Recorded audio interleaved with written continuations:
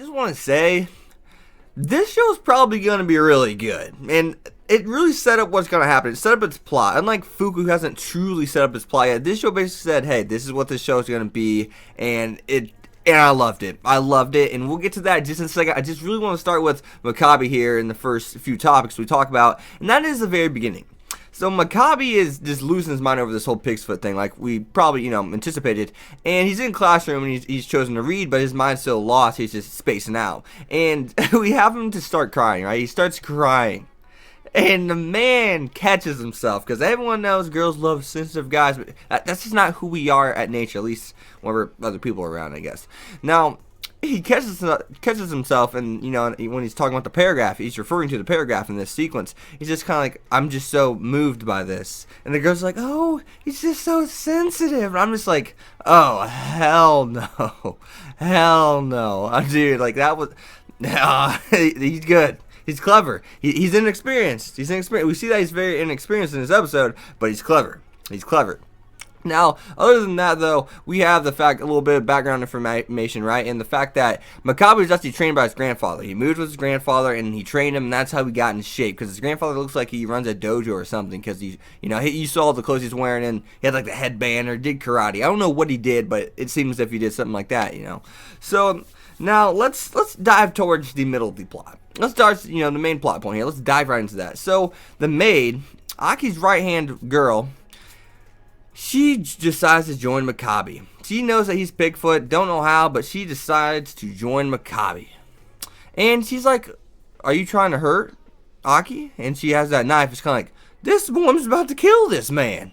And he's like, no, he tries to like brush it off. No, he actually says, he's like, well, I mean, I can't forget, what she did to me. I gotta give this girl what's coming to her. And it ends up being her saying, then why don't you do it?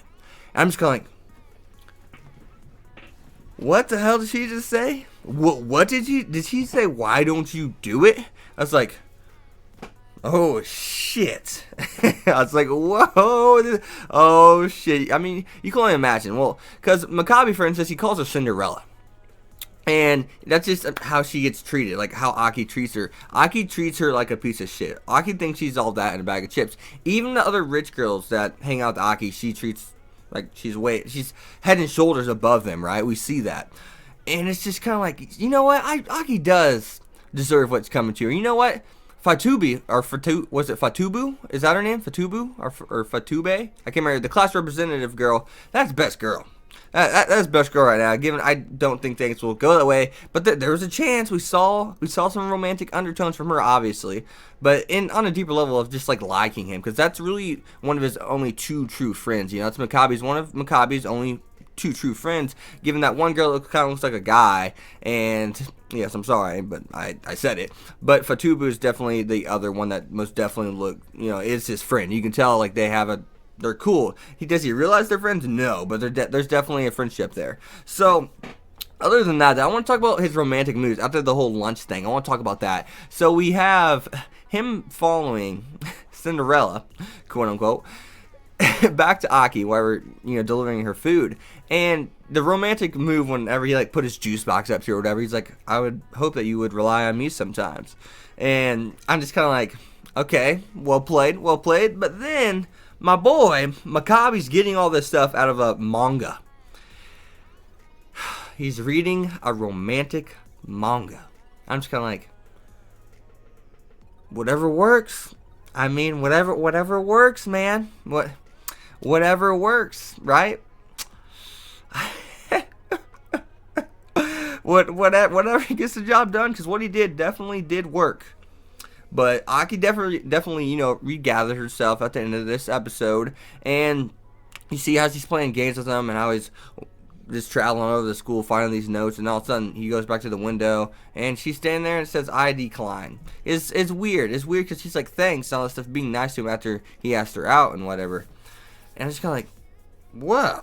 Well. I can see Aki developing feelings for Makabe, and then maybe, like, not necessarily, like, maybe Makabe in the sense of he's not really trying for Aki for a period of time. He's just kind of, like, thinking, maybe plotting, and just letting everything run its course. And he's just kind of, like, at the same time hanging out with, like, maybe Fatubu or something like that, and I could see Aki getting jealous. And so basically Maccabi, like, inadvertently, that's the correct word, I'm pretty sure, inadvertently make her, Aki fall in love with him inadvertently, you know, because most of the time whenever we were trying to get a girl or something, it seems as if whenever we don't try, that's when they want us, right? That's whenever they start getting attracted to us, whenever we're, like, just truly being ourselves. And yeah, there's just something in our freaking head that we just never comprehend that, because we're idiots. Us guys are idiots, let's be honest.